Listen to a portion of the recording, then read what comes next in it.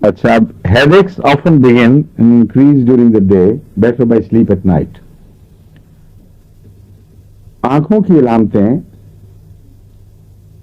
ये है इसमें कि loss of tone in muscles, ये एक आम चीज है, सारे म्यूरेटिक एसिड का एक हिस्सा है कि मसल में जान ही नहीं रहती, तो उसके नतीजे में आंखों की जो तकलीफें हैं, जो मसल में टोन की कमी की वजह से हों, थकावट, आंखों की बोझ, कमजोरी, ये भी इससे ठीक हो जाती है।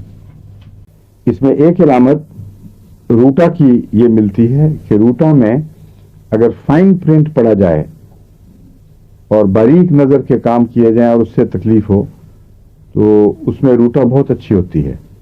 इसमें भी फाइन प्रिंट की तकलीफ और जोर लगाना जो है उसमें ये मुफीद है।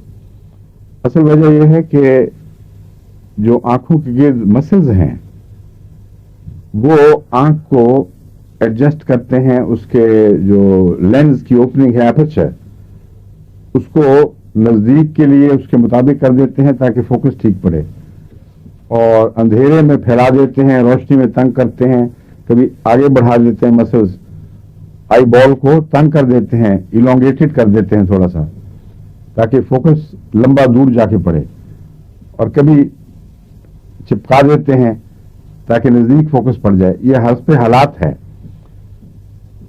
तो वो मसल्स काम कर रहे होते हैं इर्द गिर्द।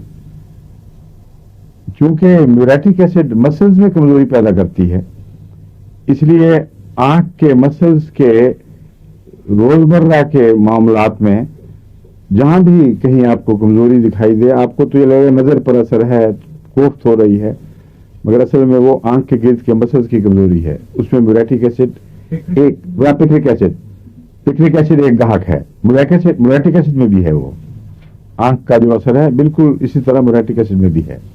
लेकिन पिक्रिक एसिड अब पढ़ा रहा हूं मैं, पिक्रिक एसिड इसमें नुमाया है इतना कि रूटा, जिसको बहुत ही नुमाया शोहरत है इस बात में, उसके इसको बराबर किया जाता है।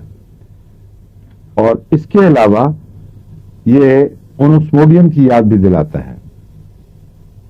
ओनोस्मोडियम में भी बारीक चीजों को देखकर पढ़ने से सरदर्द वगैरह हो जा करती है, लेकिन ओनोस्मोडियम में अमूमी मसल्स की कमजोरी नहीं होती। इसका मतलब है उसकी बीमारी की वजह कुछ और है, लेकिन नतीजे के लिहाज से यह मिलती है।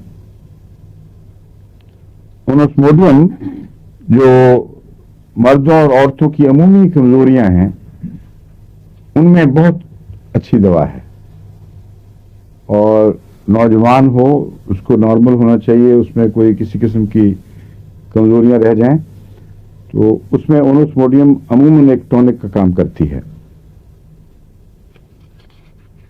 पिक्रिक एसिड में याद रखें आप, ओनोस्मोडियम और रूटा से मिलती जुलती अलामतें हैं, और म्यूरेटिक एसिड में भी आंखों के अंदर दर्द और कमजोरी अमूमन मसल्स की कमजोरी की वजह से पैदा होती है।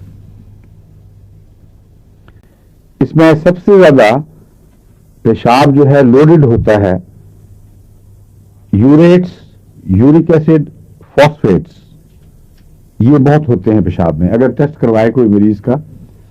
और कमी किस चीज की है? सल्फेट्स की।